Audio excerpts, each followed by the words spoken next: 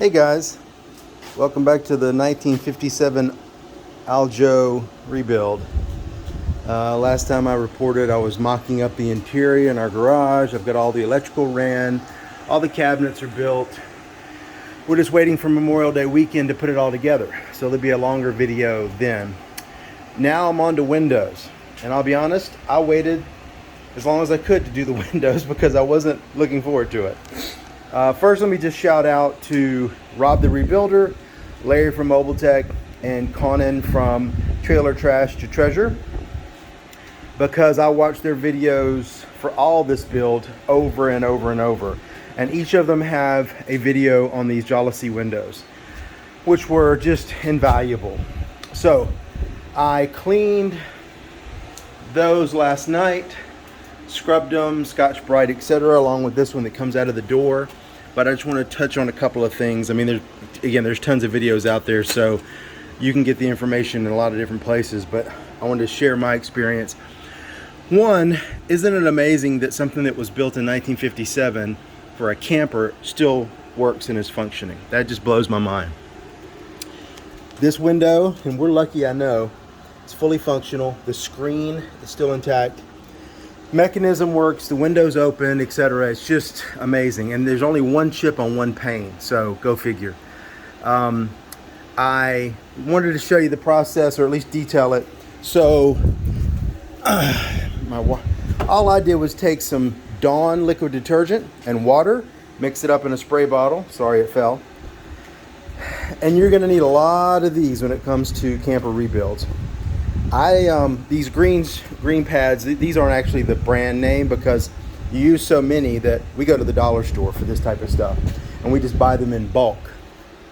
Now, we had been rebuilding, and still are, several pop-up campers.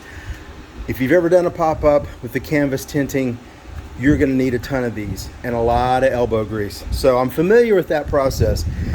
Shining the aluminum is a little bit new to me. So I sprayed everything down, gave it an initial hose off, and then came back with the scouring pad, and you basically just sit and scrub and scrub and scrub, rinse, repeat. That's just the process. That's what it is.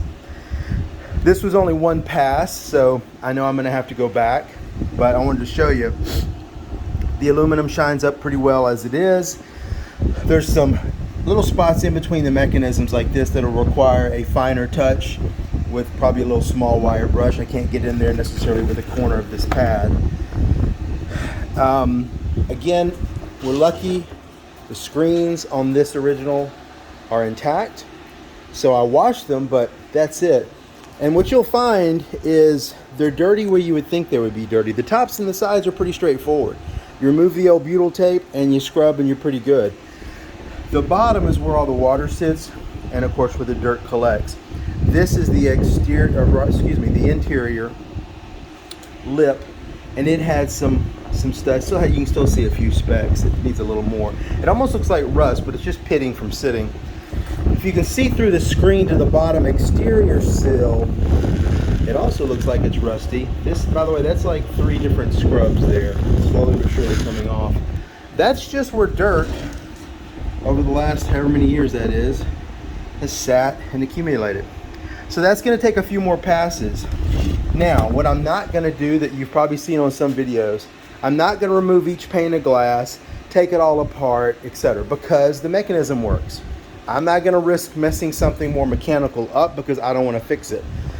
I am going to replace each of the little pads where the windows are, even though these are still relatively spongy, which is, they're made out of little rubber. I've already placed an order from Vintage Gasket Supply.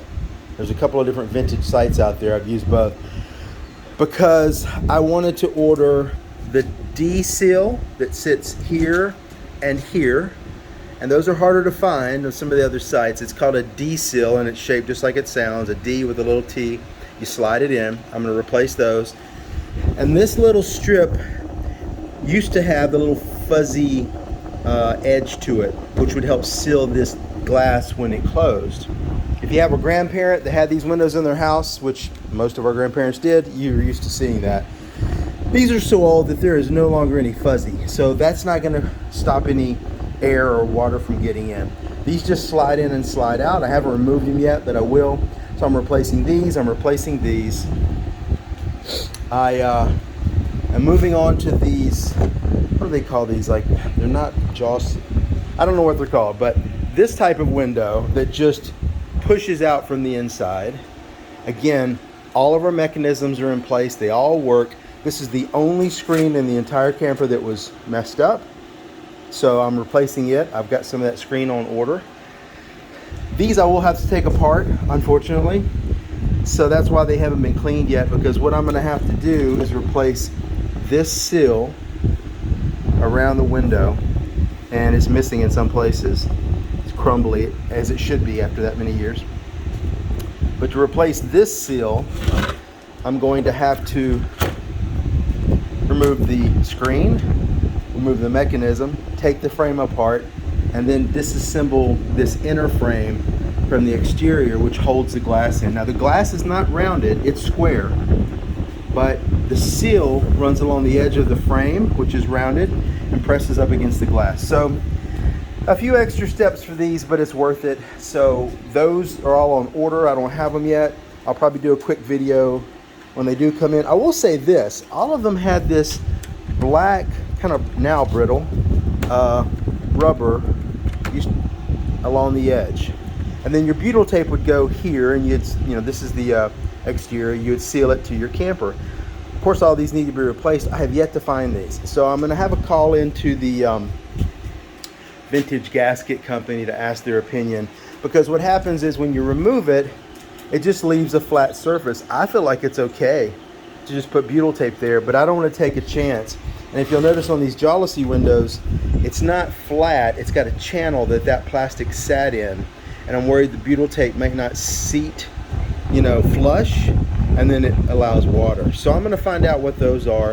One thing I'll say is both Vintage Camper Supply and the Vintage Gasket Supply, they've just got everything. So if you need it, they're bound to have it. And I just recommend calling them to clarify, because most of us don't understand what these old units need. And honestly, if you look on the website, you'll be more confused than if you just pick up the phone. So I'm going to be doing that in the next couple of days. Anyway, I just wanted to show you a progress report on our windows. Again, I feel like we're really lucky. These are in great shape. They all work. And again, one chip in one pane. Isn't that amazing? All right, guys, take care.